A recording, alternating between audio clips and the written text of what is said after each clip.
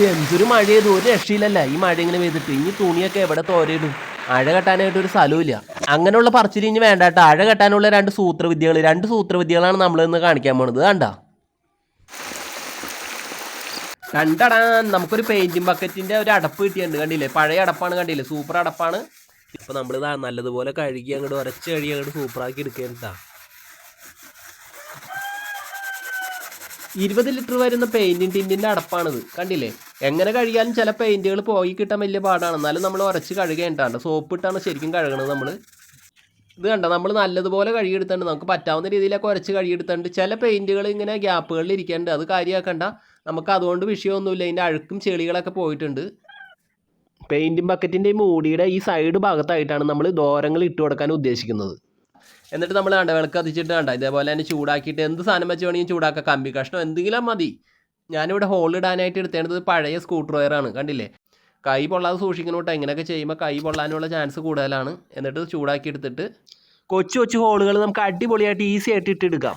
ഈ പെയിൻറ്റിംഗ് ബക്കറ്റിൻ്റെ അടുപ്പ് വെച്ച് ഉണ്ടാക്കണ അഴ ഉണ്ടാക്കാൻ വേണ്ടിയിട്ട് നമുക്ക് ആവശ്യമായിട്ട് വേണ്ടത് കുറച്ച് നൂലാണ്. ഇത് കണ്ട ഉണ്ട നൂല് കണ്ട, പ്ലാസ്റ്റിക് നൂലാണിത്.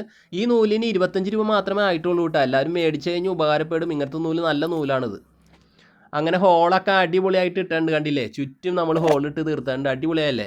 ചെറിയ അകലം പാലിച്ചാണ് നമ്മൾ ഹോളിട്ട് കൊടുത്തേണത്. അപ്പോൾ ഇതേപോലെ തന്നെ ഹോളിട്ട് കൊടുത്താൽ മതി കേട്ടോ. ഇത് കണ്ടില്ലേ, ബക്കറ്റിൻ്റെ മൂടിയിൽ നമ്മൾ ദോരം ഇട്ട് കൊടുത്തതല്ലേ, ആ ദോരത്തിൽ കൂടി കണ്ട ഇതേപോലെ ഇങ്ങനെ ചരട് കയറ്റി കൊടുത്തിട്ട് കണ്ടില്ലേ താഴേക്ക് വലിക്കുക. അതുപോലെ തന്നെ ഒന്നും കൂടി ചുറ്റി കൊടുത്തിട്ട് ഒരു ചെറിയ കെട്ട്, അടിയിലും കെട്ടാം മുകളിലും കെട്ടാം. നിസ്സാരമായിട്ട് ആർക്കും ചെയ്യാൻ പറ്റുന്ന ഈസി കെട്ടുകളാണ്. നമുക്കിത് എങ്ങനെ വേണമെങ്കിലും കെട്ടി റെഡിയാക്കാം കേട്ടോ. പിന്നെ നമ്മളിവിടെ ചെയ്തേക്കണ പരിപാടി എന്താണെന്ന് വെച്ചാൽ കണ്ടില്ലേ, ഈ കുടുക്കുകൾ ഓരോന്നായിട്ട് ഓരോരോ വലിപ്പത്തിലാണ് കേട്ടോ. ആദ്യം ചെറുത്, പിന്നെ അതിലും ഇത്തിരി വലിപ്പം കൂടിയത്, പിന്നെ അതിലിത്തിരി വലിപ്പം കൂടിയത്, അങ്ങനെ ആയിട്ടാണ് നമ്മൾ ഈ കുടുക്കുകൾ കെട്ടിയേക്കണത്. അപ്പോൾ നമ്മൾ ചടപടാന്ന് അങ്ങനെ വേണ്ട, എല്ലാ ദോരങ്ങളിലും അങ്ങനെ വേണ്ട. ഈ ചരട്, ഈ പ്ലാസ്റ്റിക് ചരട് ഇങ്ങനെ കെട്ടി റെഡിയാക്കി എടുത്തിട്ടുണ്ട്. കണ്ടില്ലേ, നമുക്കിങ്ങനെ കെട്ടി എടുത്ത് കഴിഞ്ഞപ്പോൾ നോക്കിയേ ഒരു ഉറിയുടെ ഷേപ്പായി കിട്ടിയിട്ടുണ്ട് അല്ലേ.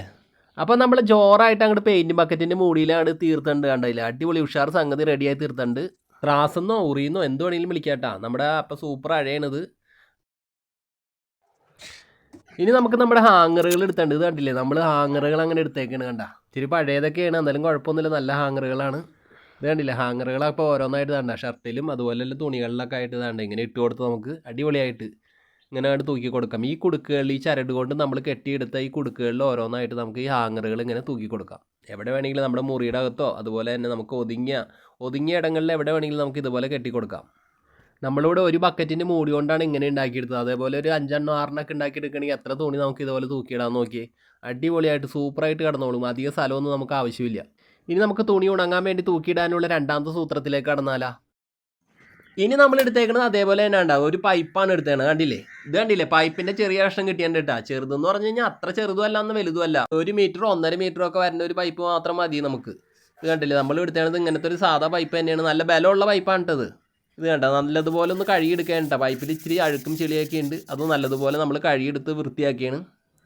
അപ്പം മിനിമിനാന്നാണ് കഴുകിയെടുത്ത് കഴിഞ്ഞാൽ ഇപ്പോൾ നമ്മുടെ ചെയ്യേണ്ട പൈപ്പ് അടിപൊളിയായി മാറിയുണ്ട്, നല്ല സുന്ദര കുട്ടപ്പനായി മാറിയുണ്ട്. ഇത് കണ്ടില്ലേ, ഇനി നമ്മൾ ചെയ്യാൻ പോകണമെന്ന് വെച്ചാൽ പൈപ്പിന് നേരെ തന്നെ ഹോളുകൾ കിട്ടണമല്ലോ.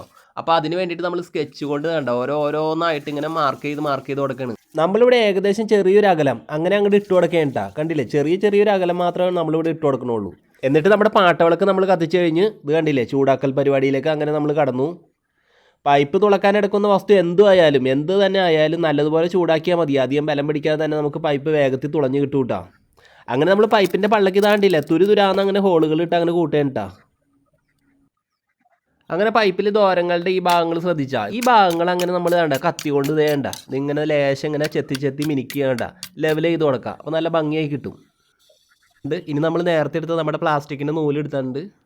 അതിങ്ങനെ എടുത്തിട്ട് അതേണ്ട ലേശം ഇങ്ങനെ മടക്കി ഇങ്ങനെ എടുത്തിട്ട് നമുക്ക് എത്ര ആവശ്യമെന്ന് വെച്ചാൽ അത്ര എടുത്താൽ മതി. ചെറുതായിട്ട് എടുത്താൽ മതി, അധികം നീളത്തിലൊന്നും എടുക്കേണ്ട കാര്യമില്ല.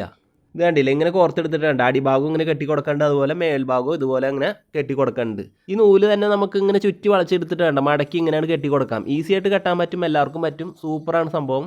നമുക്ക് ഇഷ്ടമുള്ള രീതിയിൽ എങ്ങനെയെന്ന് വെച്ചാൽ നമുക്ക് കെട്ടിയെടുക്കാം കേട്ടോ. നമുക്കിങ്ങനെ ഒരു ചെറിയൊരു കുടുക്ക് പോലെ കിട്ടിയാൽ മതി. കണ്ടില്ലേ, ഞാനിവിടെ കെട്ടണമെന്ന് വെച്ചാൽ ഇങ്ങനെ കോർത്തെടുത്തിട്ട് ഈ ദോരത്തിലൂടെ ഇങ്ങനെ താഴേക്ക് കോർത്തെടുത്തിട്ട് ആ കുടുക്കിൻ്റെ ഈ ചരട് കൊണ്ട് നമ്മൾ കെട്ടിയെടുക്കുന്ന ആ കുടുക്കില്ല, ആ കുടുക്കിൻ്റെ അടിയിലും കെട്ട് വേണം, മുകളിലായിട്ട് ഒരു കെട്ട് വേണം. അത്ര മാത്രം അങ്ങോട്ട് ശ്രദ്ധിച്ചാൽ മതി കേട്ടോ. ഇനി നമുക്ക് വേണ്ടത് പൈപ്പിൻ്റെ അറ്റത്ത് നീളത്തിൽ 2 ചരട് കെട്ടിയെടുക്കുക എന്നുള്ളതാണ്. ഇത് അതിനായിട്ട് കണ്ടില്ലേ ഈ ചരട് ഇങ്ങനെ എടുത്തിട്ട് കണ്ട ഈ പൈപ്പിൻ്റെ ഈ ദ്വാരത്തിലൂടെ ഇതേ ഇങ്ങനെ അകത്തേക്ക് കയറ്റിയിട്ടിട്ട് കണ്ടില്ലേ നമുക്ക് ഇതേ വിരൽ കൊണ്ട് കണ്ടില്ലേ ഈ പൈപ്പിൻ്റെ അകത്തുനിന്ന് ഇങ്ങനെ തോണ്ടി എടുക്കാൻ പറ്റും, ഈസി ആയിട്ട് എടുക്കാൻ പറ്റും കേട്ടോ.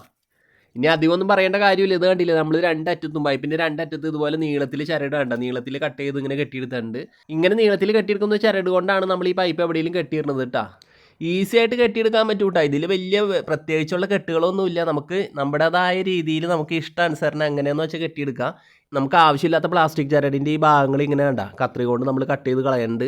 ഇനി നമ്മൾ കട്ട് ചെയ്ത് കളഞ്ഞ പ്ലാസ്റ്റിക് ചരടിൻ്റെ ഈ വശങ്ങൾ കണ്ട ഇതിങ്ങനെ തുമ്പ് വശം നമുക്ക് കണ്ട ഇതുപോലെ ലാമ്പോ തീപ്പെട്ടി എന്ത് വെച്ചാണെങ്കിലും ഇങ്ങനെ കത്തിച്ചുരുക്കി നമുക്ക് ഇതുപോലെ ഒന്ന് അത് മെനയാക്കി എടുക്കുക. കാരണം എന്ന് വെച്ചാൽ ഇങ്ങനെ ചെയ്യുന്നതുകൊണ്ട് പെട്ടെന്ന് ഈ ചരട് അഴിഞ്ഞു പോകില്ല ഒരു കാരണവശാലും.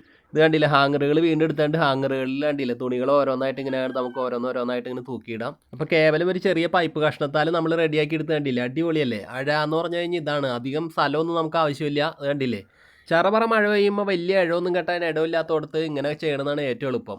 ഇനിയിപ്പോൾ നമ്മുടെ കയ്യിൽ ആവശ്യത്തിന് ഹാങ്ങറുകൾ ഇല്ലെങ്കിൽ തന്നെ കണ്ടില്ലേ ഇത് ചെറിയ കമ്പുകളോ പൈപ്പിൻ്റെ ചെറിയ കഷ്ണങ്ങളോ നമുക്കിത് ഇതുപോലെ എടുത്തിട്ട് കണ്ട നമ്മൾ എടുക്കുന്ന വസ്ത്രത്തിൻ്റെ ഒരു ഭാഗത്തിൽ ഇങ്ങനെ ഇട്ടിട്ട് ഈസി ആയിട്ട് നമുക്ക് ഈ കുടുക്കിലൂടെ അങ്ങനെ ഇട്ട് കൊടുത്താൽ മതി. അടിപൊളിയായിട്ടാണ് കിടന്നോളും.